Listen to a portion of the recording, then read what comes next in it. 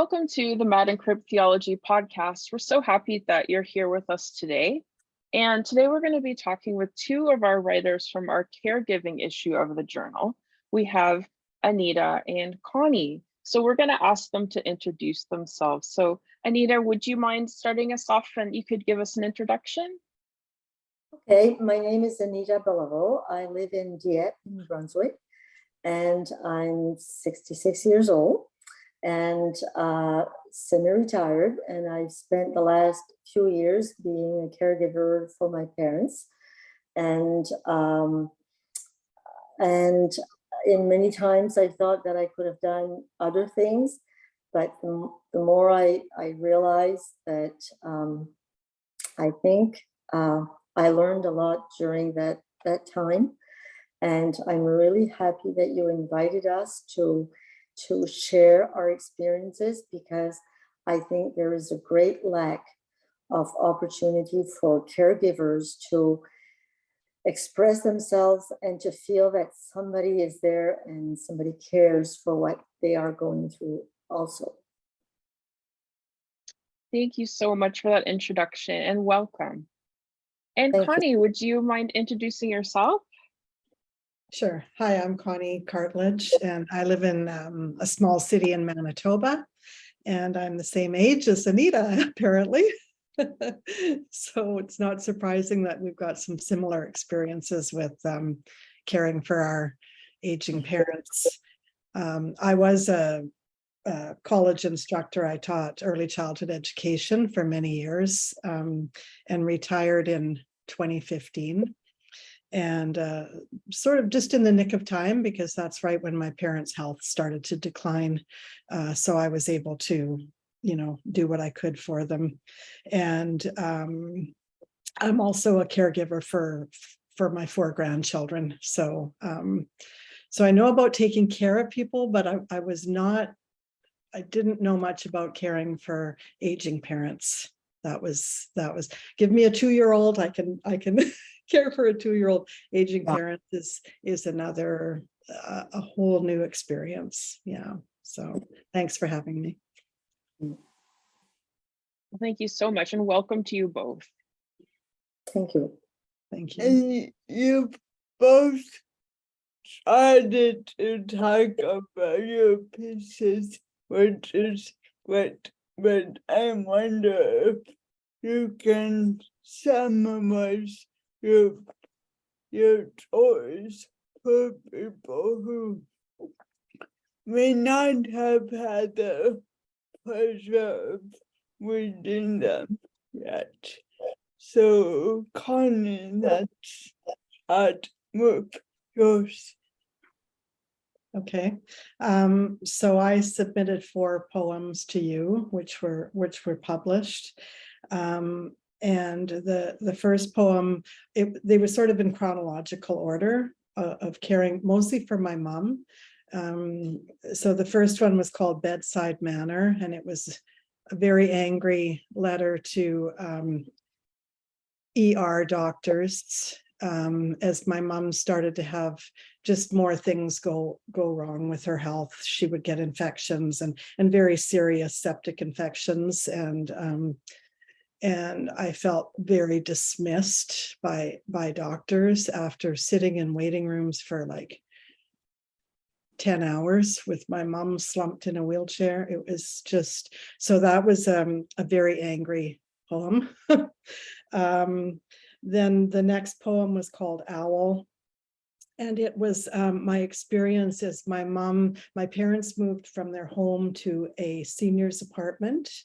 And then my dad had dementia and moved into a personal care home, which was attached to the senior's apartment. And so mom was alone in the senior's apartment for a few years. And she did have home care, but I think, as most of us know, home care, there's only certain tasks that they do. And I was there doing everything else. And so that was a poem about that period of time. And then the next one was called Sponge Bath, which was my mom eventually had to move into a personal care home.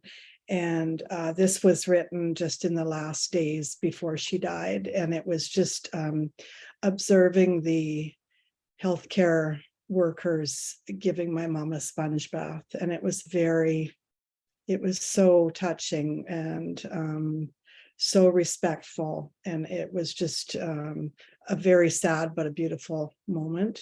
And then the last poem was called Absence, and that was written after her death, and how my life is now, and what her great grandchildren have to say about missing her. So it does end on a it's all very sad, but it ends on a positive note, because my great grandkids really loved seeing her. Oh, here's my cat. So that's the 4 pieces that I wrote. Yeah, I really appreciated how you captured these different moments in the caregiving journey, because so many moments are felt with so much emotion, and they carry from one to another, building on each. So Yeah. Yeah. I appreciated that. And Anita, can you share a bit about your piece? Okay, first I'd like to congratulate Connie, because when I started to write the piece, I was really tired and exhausted and really didn't know where to go with the piece. And when I read Connie's poems, I really found that it was written in a special way, and I really love that. My piece I started to write because since I've been taking care of my parents, I've been writing a journal. So when I decided to write in a way that I was used to, because I would write constantly every night before going to bed to just try and get some relief from the emotions that I was feeling, and that I didn't have always somebody that I could talk to, and it was a good outlet. So I chose the journal, the way that I wrote it. And since in the period of 8 years, there was so much, I decided to just choose certain moments or moments in time that we had lived through. And it was mostly the crisis moments, or some of the crisis moments, because those were the most difficult times. And writing for me really helped me get through all of it. And by the time that the piece was ending, well, my dad had passed, and I had gone through what was my greatest fear in life, was seeing my dad die. And it also ended up on a kind of positive note, because it was so peaceful. It went in such a beautiful and peaceful way that, like Connie, it's like them passing, but it was a great joy to be a part of that moment. And then I wanted to work the piece more, but I really didn't have the time. I had to take care of stuff, but I was really glad that I had the opportunity to share what I had to share. I was scared that it would be too honest or too emotional. I was really scared about that. And but I decided to send it anyway. And I'm really glad that I did. Mhm. Well, we're so grateful to you both that you took the chance and that you sent it in, both of your pieces in, because they're so beautiful and so moving. And I remember when we first started receiving pieces for this journal issue, I think I cried on everyone. I thought it blew me away how beautiful they were, and how vulnerable everybody was being willing to be. So thank you for that. Really appreciate it.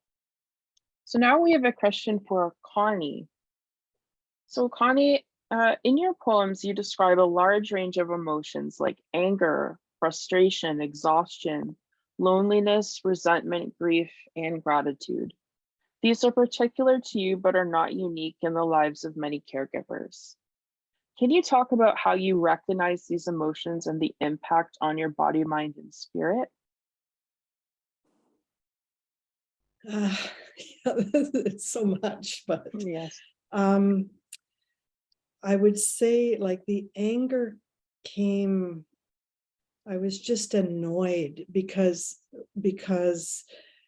Mom and I had always been, I was raised in the generation that when you were 18, you moved out and you were on your own. And my parents lived their lives and I lived mine. Not that we were on bad terms, it was just very independent of each other. And all of a sudden, my parents were depending on me, and I was like, wait a minute, I didn't know this was going to happen, like, and so I would get angry and frustrated because it was like, I didn't know this was going to happen. And I'm sure they felt the same way. Like, we don't want our daughter having to take care of us, but they needed me, and so it was, I would say I would put anger and frustration together, and it was on both sides. They didn't want this, and I didn't want it, but we were thrown together, and I was the one that was here. And I do have siblings, but they live far away. And so they would certainly come for visits, and they would phone my parents and do what they could from far away. But it always felt like sort of the non-custodial parent in a divorce, that comes at the Disneyland weekend, and then the other parent gets real life. Like especially my mom would get so excited if my sisters were coming to visit, and she would rise to the occasion and she would be great. And then my sisters would have to go home, and then Mom would end up in the hospital. So there I was back in the ER with the annoying doctors. So it was that it wasn't like anyone's fault. It was just like, what is happening? And for me, I ended up having depression, having to get therapy, having to get medication. Oh, shucks, I just spilled water. Hang on. Give me a second here. Oh my God. Connie has a very cute cat, for those who are not watching on YouTube, who's giving very mischievous, I think. Spilled water all over my table. I'm fine. Anyway, I'm not angry or frustrated. I'm fine. Anyway, so I did, and physically what happened to me was I developed plantar fasciitis in my feet, and I could hardly walk. And I think, looking back, I think it's not a coincidence that I developed that while I was trying to care for everybody. So then there was exhaustion, just the physical hauling devices. My mom still really wanted to go shopping independently at Safeway. And so that meant I was physically like trying to get her in and out of the car without hurting her, getting the walker into the trunk, or later the wheelchair. It's 40 below in Winnipeg. Like, I can't do this, so physically exhausting, just the physical work that I didn't really know how to do. Like, I didn't have the training. I didn't know if I was hurting Mom or if she was safe. And she was frustrated and exhausted too, and then loneliness came because I missed my parents for the people that they had been. I miss just having fun with my mom.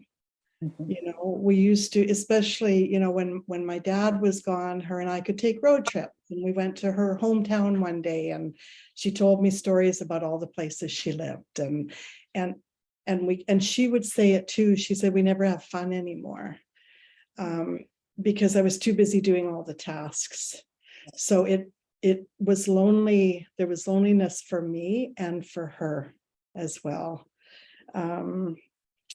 And I had gone through some changes in my life and found myself living alone too. And so I was going through a big change myself and still trying to support mom. So, and then resentment, again, it goes back to the anger and frustration and just like, and I was still trying to care for my grandkids as well. And my mom would get mad. She would say to me, I'm jealous of the grandkids. You spend so much time with the grandkids. You should be with me. And looking back now, I understand that, but I also, my kids were depending on me to help with my grandkids, and I needed to be with the grandkids. So I had some young, happy life around me too, you know, like they lifted my spirits. So resentment, you know, we ended up, mom and I would start resenting each other for not doing the right thing, or being enough. And then grief, of course, there was that anticipatory grief. And I think you probably had this, Anita, where you're in the hospital with your parent, you think you're saying your final goodbyes. Yeah. And then they pull through. Yeah, they get better. They get better over and over. And it's like, you want them to, but I would think, how many times can I do this? You know, and so then the gratitude came that I was with them in the end, and I could comfort them, and that their passings were peaceful. Well, my mom had COVID, but I was able to be right with her and hold her hand, and the staff told me that she calmed down as soon as I got there. So that gratitude of, this was the actual ending. It wasn't this, is she or isn't she? And that then she was at peace, and I could be too, even though missing her.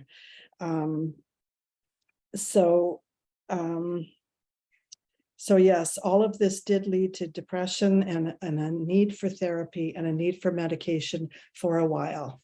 I feel like I've accepted it, and we miss mom, but we all can laugh about things that she did, and my grandkids, you know, make pictures for her and hang them up, and you know, and they'll say to me, I miss her, you know, when I say I miss her too. Like now we can, there's that gratitude of having so many good memories with her too, which was hard. It was hard to remember those things in the middle of the caregiving.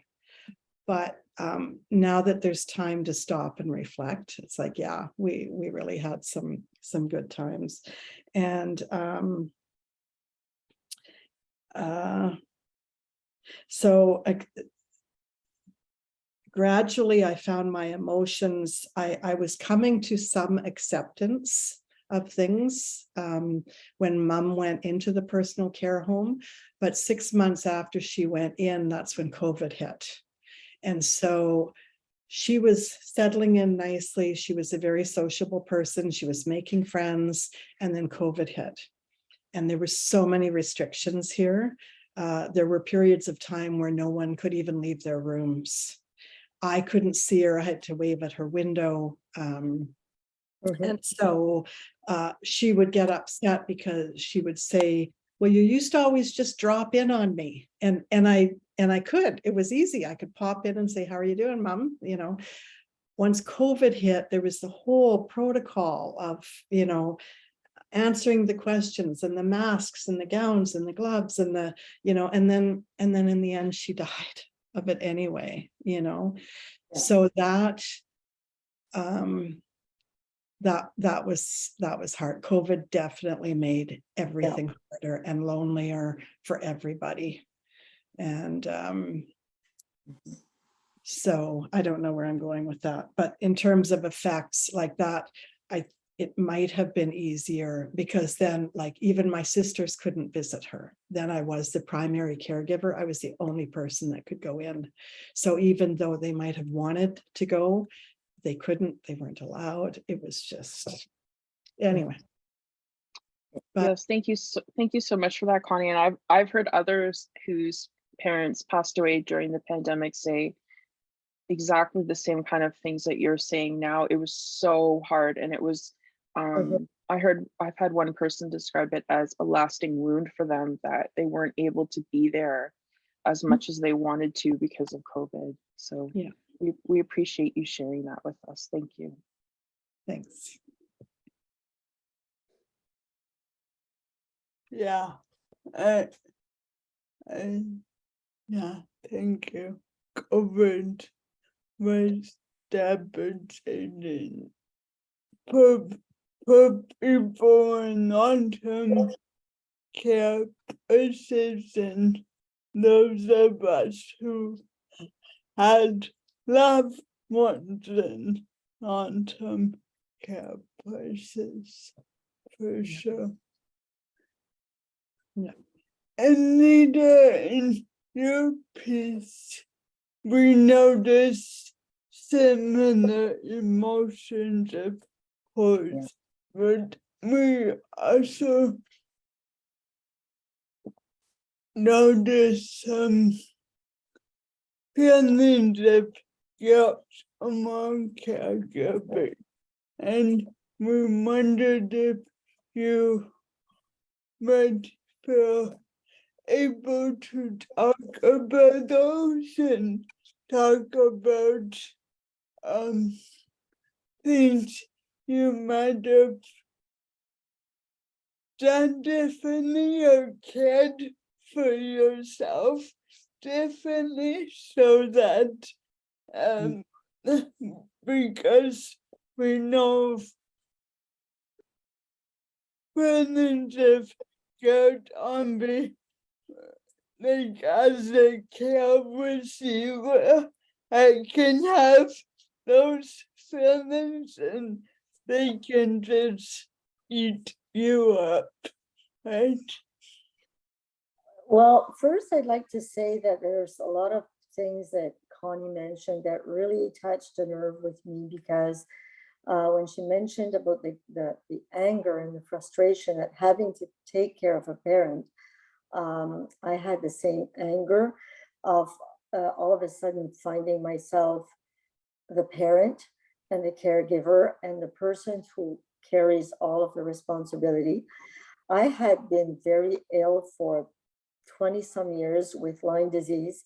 I had been in a wheelchair for many years and had a walker, and was finally starting to be able to live a little bit of my life. So I was fairly angry that all of a sudden I couldn't concentrate on my healing myself, that I had to stop and take care of my parents, or kind of try and balance both, trying to keep my health and not let this destroy my health, and take care of my parents. And in my family, there were people that were living away. There wasn't many of us around. I was around, and I happened to be the person that I guess my parents trusted most, and they always turned to me for answers and for their problems and whatnot. And like Connie, I seeked out some therapy so that I would able to manage my problems, but it was fairly heavy, and it was really demanding. And like she said, when you're dealing with a situation, you're taking care of people who are ill, they're losing their autonomy, they're losing their independence, they're losing everything that they had, and they can't live the way they would want to live. It's not like being responsible for a child who is discovering the world. It's being responsible for people who are facing the end of their lives and the end of their independence and the possibility of losing their partners. So it's really difficult, and it's difficult for them to find themselves having to be cared for by their daughter, and it's very difficult for a daughter to become their parent somewhat. And I was the one receiving all of the emotions, all of your reactions, and trying to manage all the needs. And you can get pretty angry when you don't have time to take care of your own needs. And then when you get angry and then you have a softer moments with them, well, then you can have guilt too. I have good friends, and I wrote, and I had my therapist, And at one point, there was this organization in Mountain who decided that they were there, their mandate was to accompany people who are dying. But all of a sudden, they discovered that those people who are taking care of those who are dying need help. And I had sessions during the COVID for about 8 months, once a month, and they kind of taught us how to take a breath and demand that we have time for ourselves and to take care of our health. And that was really, and then I found myself within a group, a small group who would share.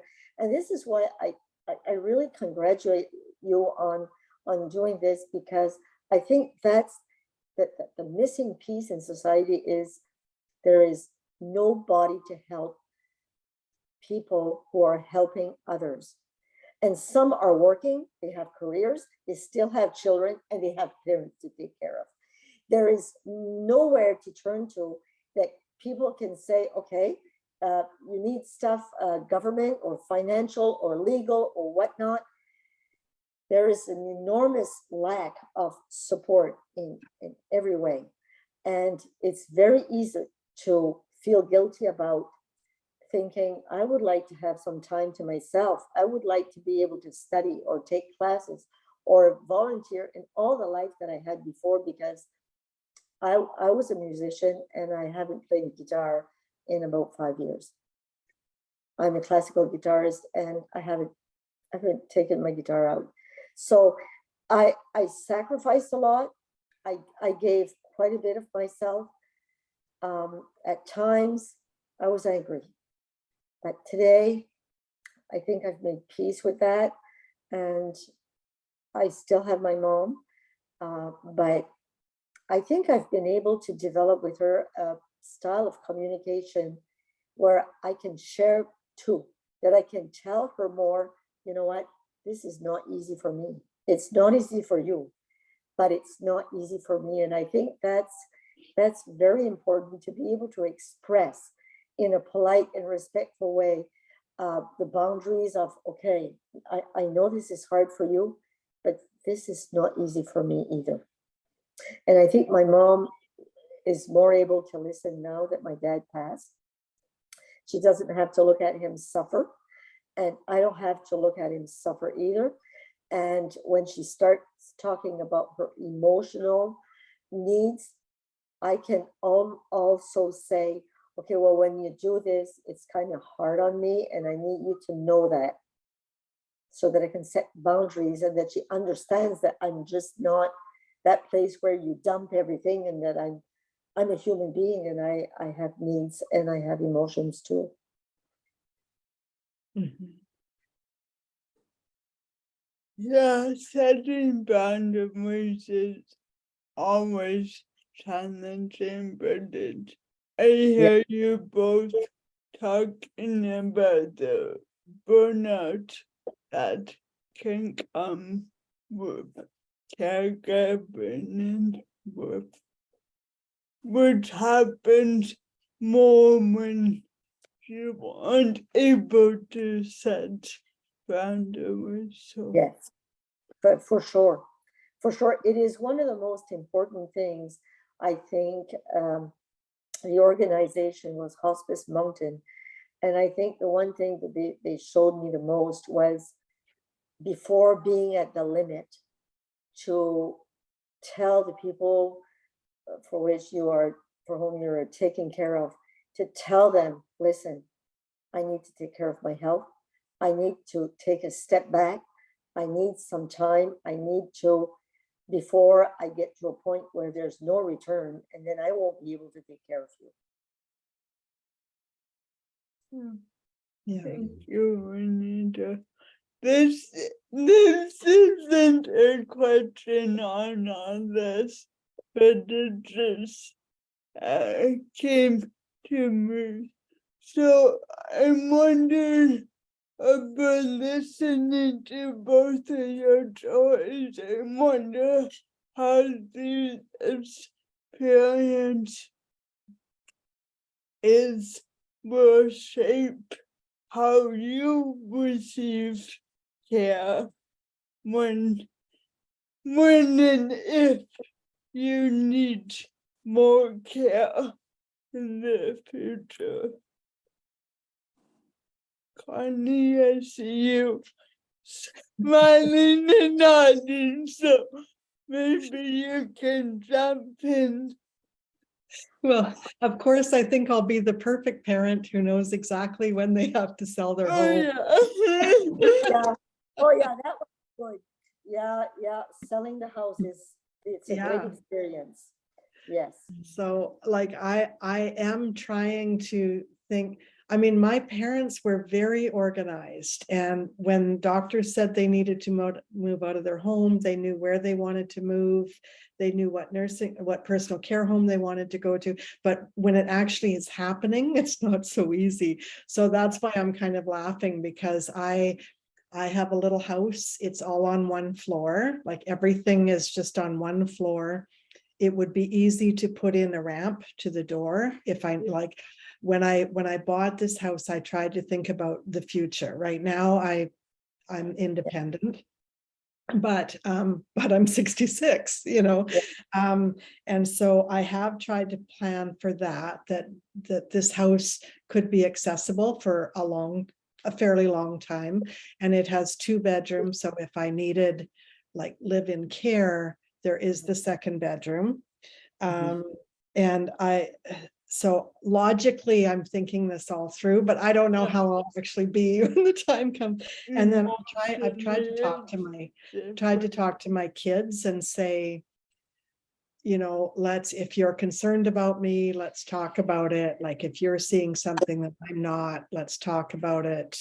Yeah. But Yeah. it's easy to think about, like, theoretically, if this happens, but I don't know how. I'll probably be just terrible when it comes. We'll see. I'll let you talk to my kids in 10 years and see what they say. But what about you, Anita? Well, you know, one of the things when you spend a lot of time in a long-term care home at level 3, 4, you see a lot of stuff every day. And I've had a lot of time to think and ponder about getting older. And I've been living alone for a long time. I've been separated for a long time and living alone. Don't have any children. And I've always been able to take myself at a place and bring myself to another place by myself. Very independent, and I look at the future. I live in a condo. It's all one level. I have a basement that I go to, but I wouldn't need to go to. And I think about the future with the attitude that I will take myself out of my house before somebody has to pry me out of it. I know that it's not going to be easy, but I think about that a lot. I think about my next move, because what I kept telling my parents were organized. They had a great setup with a house that they had built, a retirement home. They had this couple who lived right beside them, and it took them like their own parents, and they were there every day. They would call them, they would bring them out. They're like their children should have been. And but they really did not want to leave their house and their home that they had built. And because they didn't, they put themselves in danger. And like I kept telling them, if they had decided to move prior to when my dad fell and broke a limb, it would have been a new beginning.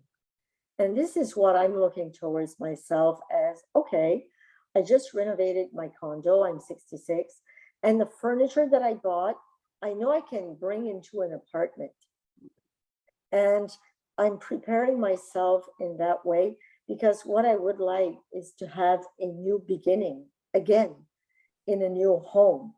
That maybe have to be an apartment, but that's okay. I'd rather have a new beginning than be headstrong and stay in my home until I have a dramatic ending in my home, and then I have to go somewhere else. And then, yeah, I think I'd rather do that.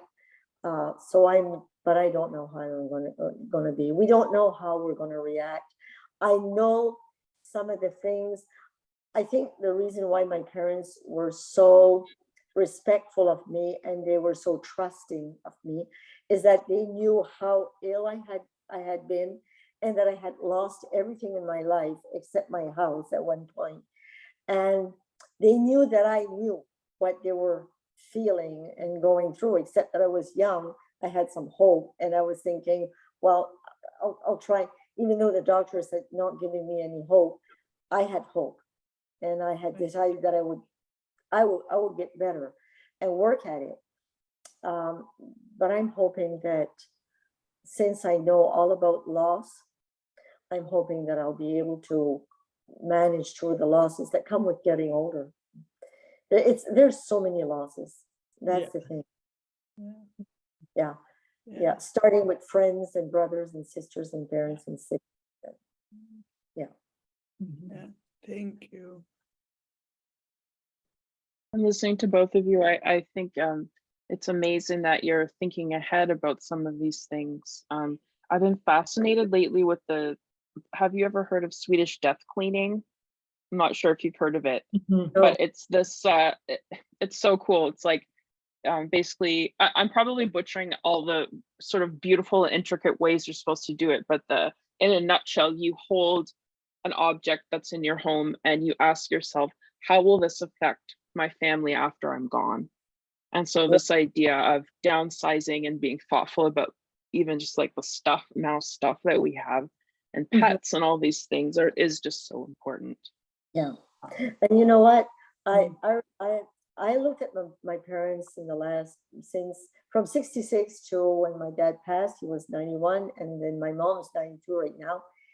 And, all of a sudden I saw them, and I listened to them say many times, you know what, we don't need that.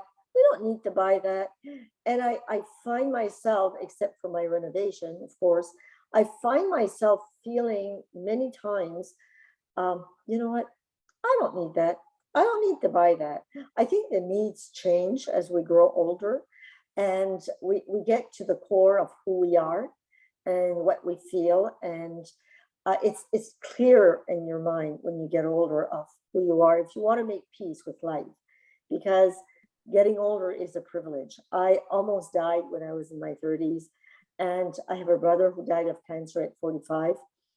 And I keep saying to people, yes, we have wrinkles, and yes, we will lose our autonomy and independence, but it's a hell of a lot better at 80 than at 30. That's it. We agree with that one. Yeah. Yeah. We wanted to ask you both about your feelings about communal care. So how do you both imagine communal care?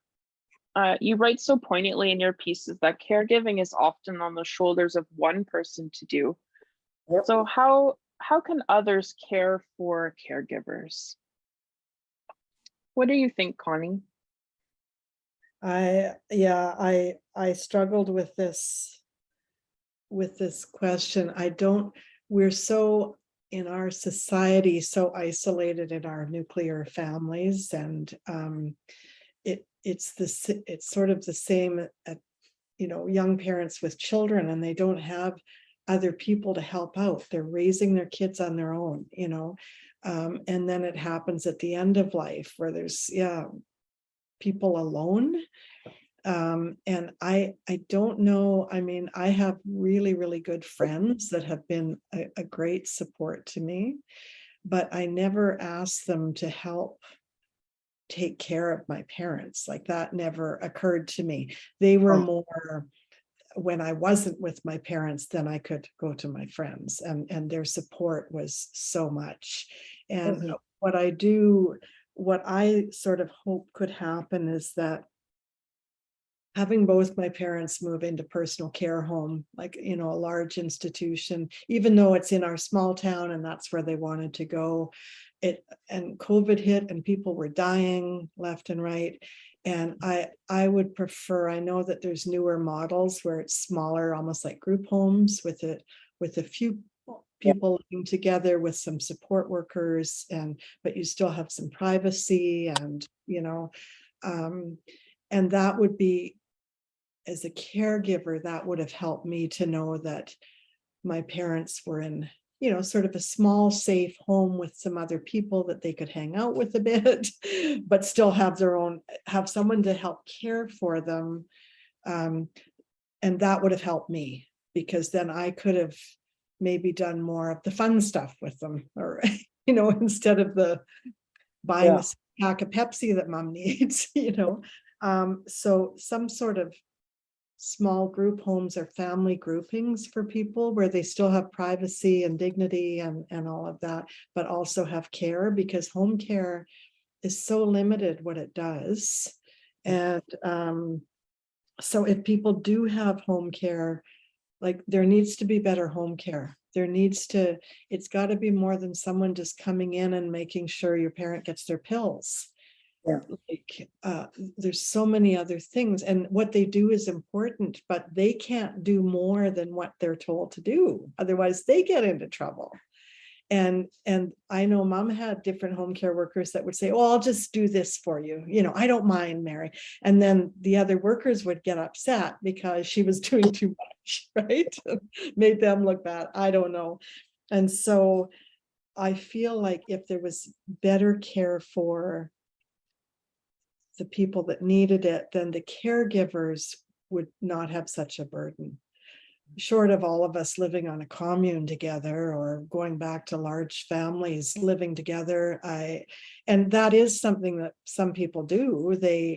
It's multi-generational homes and stuff. I find that's more from different cultures, not so much in this white middle class culture that I've grown up in. But my kids and I have talked about that wouldn't it be great if I just lived upstairs and they lived downstairs, and we could all help each other out. And but the funny thing is, when I was living in my apartment and I said to mom, do you want to come and live with me? And she said no. So, like, where our society is so much about independence, and I think we need to shift a little bit to more interdependence and helping each other out. But how that happens, I don't know. I wish I did. So. And what do you think, Anita? I really don't know what the solution is, but I think there's a shift towards having more home care, and like every decision the government makes, they kind of make a decision and start up a program without it being organized well. And I think there's a lot of places where that can be improved. A lot of places where it can be improved. I think there needs to be more support, some kind of entity in the government where there's like a line of social workers and psychologists where somebody can just call and say, okay, today is really overwhelming. I need somebody to talk to. And that could be offered, because we save a lot of money to the government by doing what we do. We save a lot of money. And I also think that there should be some kind of credit that you could give to caregivers, like for yoga or for meditation or stuff that costs that sometimes people cannot afford to do, so that they can help themselves, so that they can help other people. I think North American society is different than many European countries, and I think that or African countries, or I think we have a mentality that older people are not valued.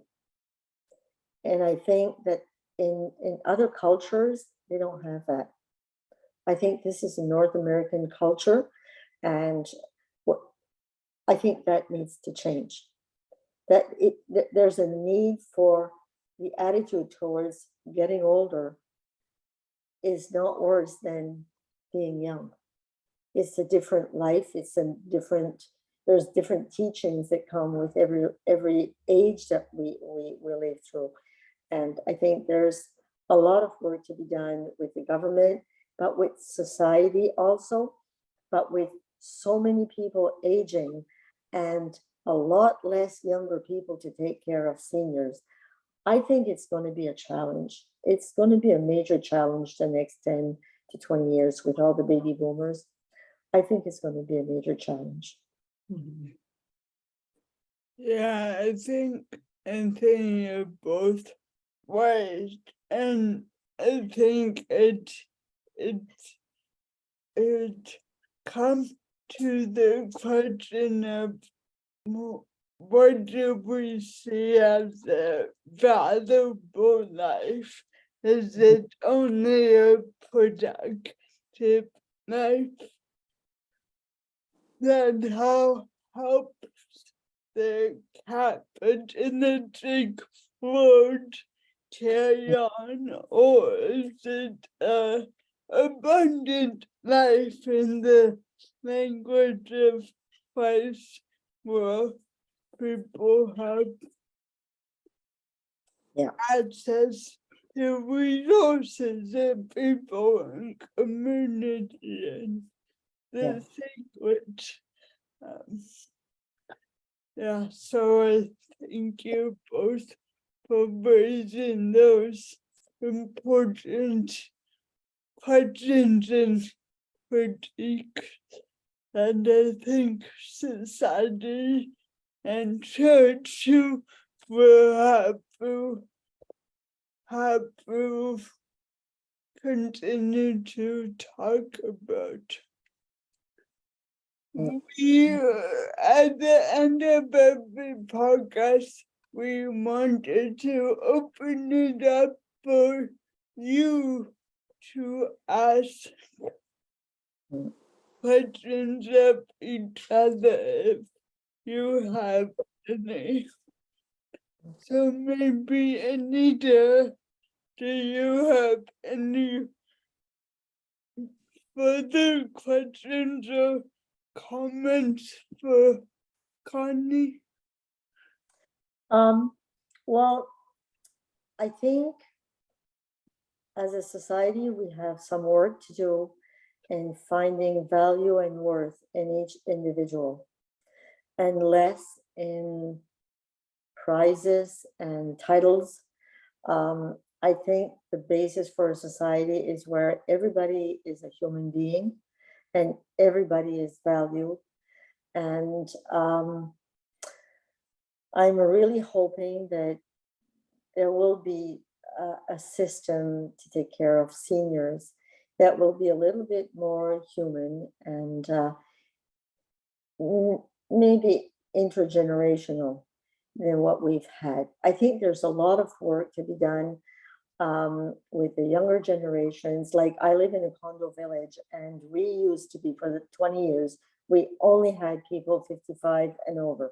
Well, there's a lack of houses being sold. And all of a sudden, those condos with 3 bedrooms and 2 bathrooms, we're seeing children and families moving into our village. And some people were really angry at that. They just said, we didn't have children. And all of a sudden I said, well, you know what? That was the way life was once. Maybe now we need to learn a new way of life. And those families who are moving here, some of them have immigrated from countries and they don't know anything. Maybe we can bring them something, help them find ways to reestablish themselves and make it easier for them to become citizens in our country. And I think that's where I would wish that our society would go. And Anita, did you have any questions that you wanted to ask Connie? Was there anything about her piece that was interesting or that you wanted to just poke her a little bit more about?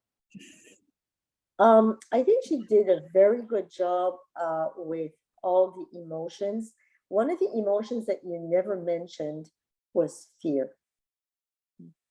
You never mentioned, in all the emotions that you mentioned and you talked about, you never mentioned fear. And at times I was so fearful of not being able to cope and go on.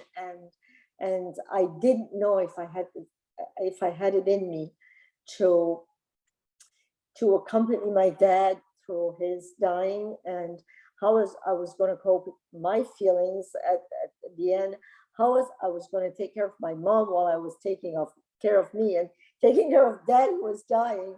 And one of the feelings that I had a lot was fear. The many times that I was in the hospital or I was with my dad and he almost died, like you said, so many times that you get to wonder how many times can I go through this roller coaster and survive.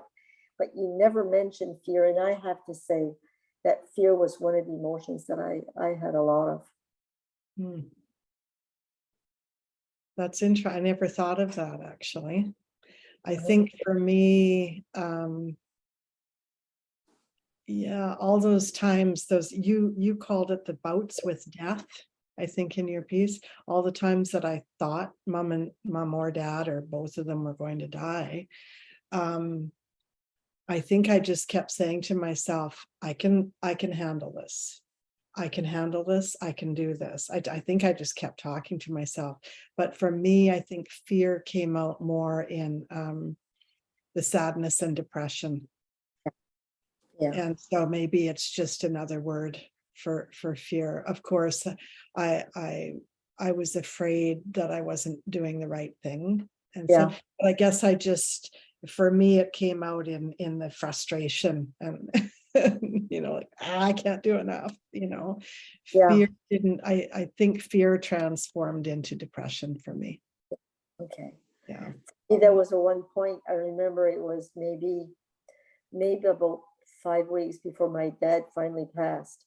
I just panicked and I really froze and I really didn't want to go back. I didn't want to go see him. I was scared that I was scared of what was waiting for me, and I was really scared. And all of a sudden, it took me about a week and a half to 2 weeks. And one day I woke up and I thought, okay, I can do this.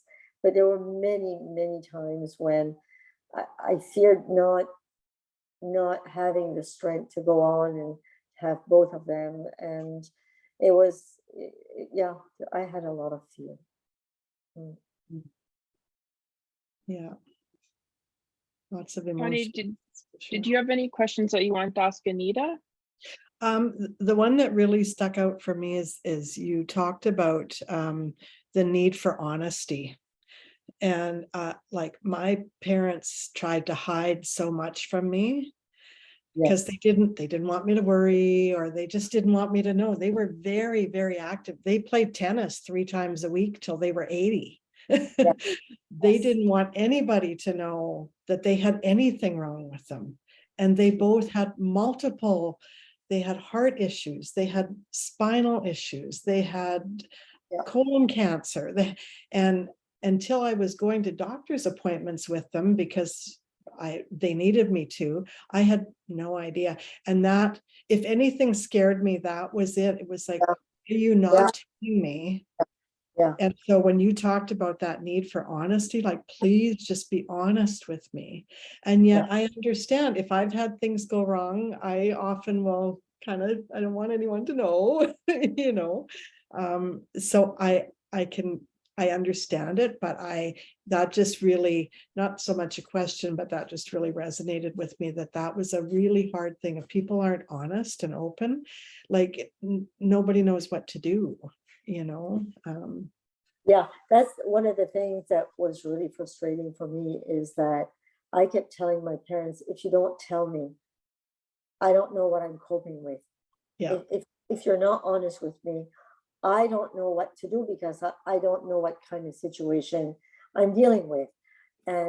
But since I had been really ill, I knew how humiliating it is to not be able to manage what I had been able to do before. And I knew the humiliation and the frustration and the hurt and the anger that comes with that. but I really wish that we could have talked more at the beginning, at the end with my dad and with my mom.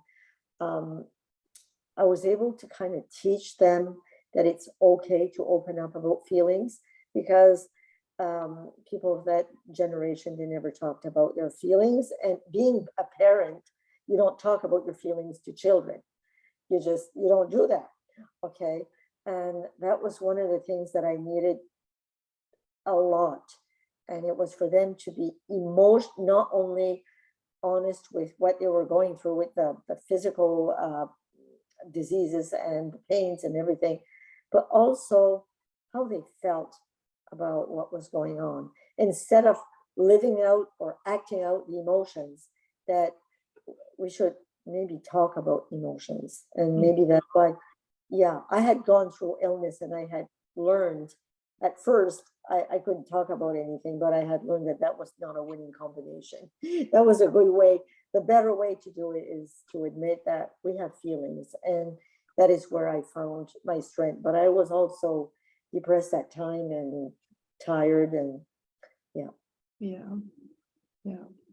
Mhm. Wow, this has been such a rich conversation filled with experiences of vulnerability and humility and truth telling. So I'm grateful. We're grateful to you, Connie, and you, Anita, for sharing some of your joys with us today, and with those who listen to your joys. So thank you. And we hope to have your voices again in the journal one day. Thank you so much for doing this. It's greatly appreciated. Yeah, I agree. This has just been really a privilege to be able to share, and hope that, if other people are going through this right now, that they know that, we're all together, like we're all trying our best. Yeah. Mhm. Thank you. But you know what? I'll just say this before I end, if I can. I think all of everything that I did for my parents. Now my dad is not here, and I'm really grateful that I had all the time that I spent, because it was very hard times, but there were really intimate and loving moments, and I would not give those for the world. Okay, place to end. We'll see all our listeners next time.